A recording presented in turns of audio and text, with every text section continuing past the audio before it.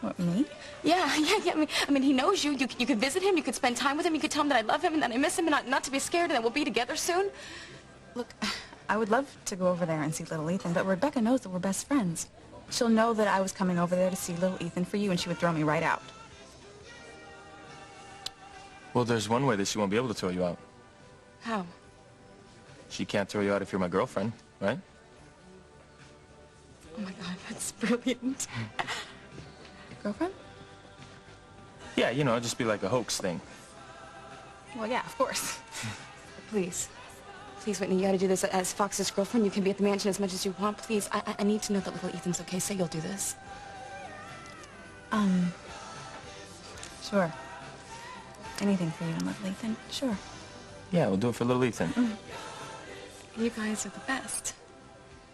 You are totally the best. The best pretend couple I know. Thank you.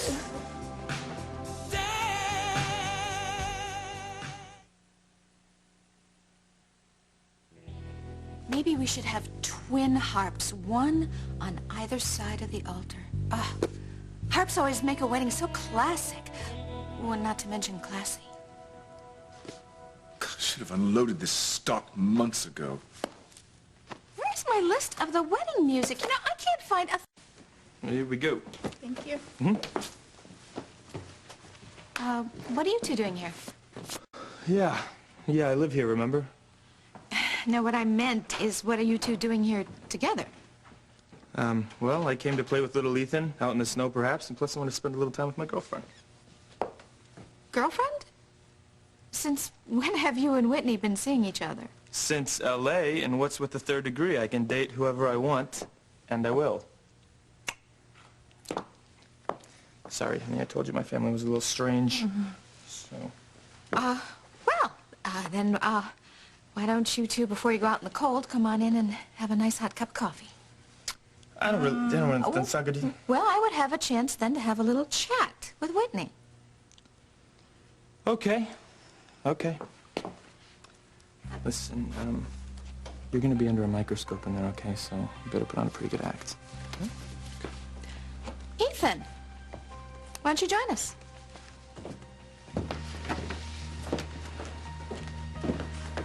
Really? Is Fox treating you well? Very well, Mr. Crane. Fox has been great. Actually, we're getting pretty close.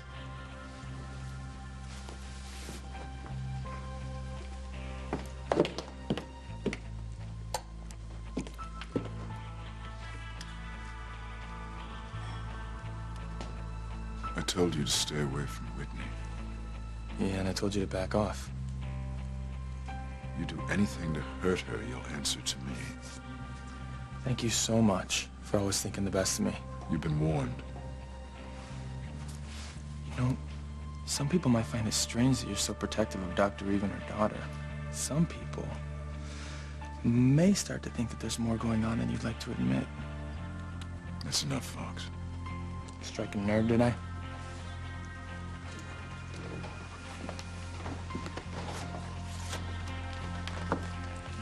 We'll bring the watch, so better start acting like a couple. Okay.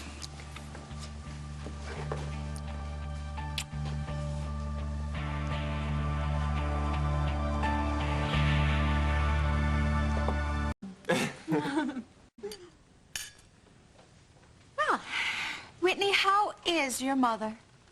Oh, she's fine. Thank you. Yes, Dr. Eve is such a wonderful woman. Oh, she's just a caring mother, a devoted wife. The kind of woman that would never keep a secret from her family. The kind of woman that would never deceive her husband. Oh my. Wouldn't it just be dreadful if we were to find out it was all an act? That Dr. Eve was not nearly as moral as we all perceived her to be. Well, that would never happen now.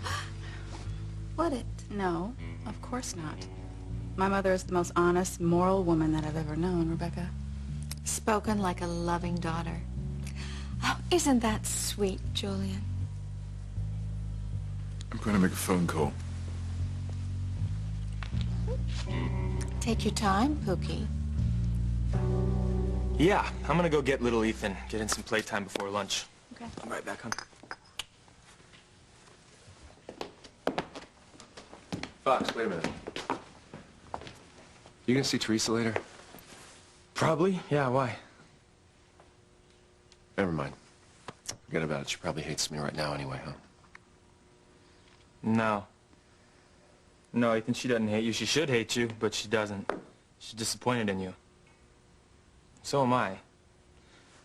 I don't get... It's one thing to be mad at her, and even blaming her for Gwen's and your baby dying, but to take it out on her by getting her baby away from her? Fox, I didn't do that.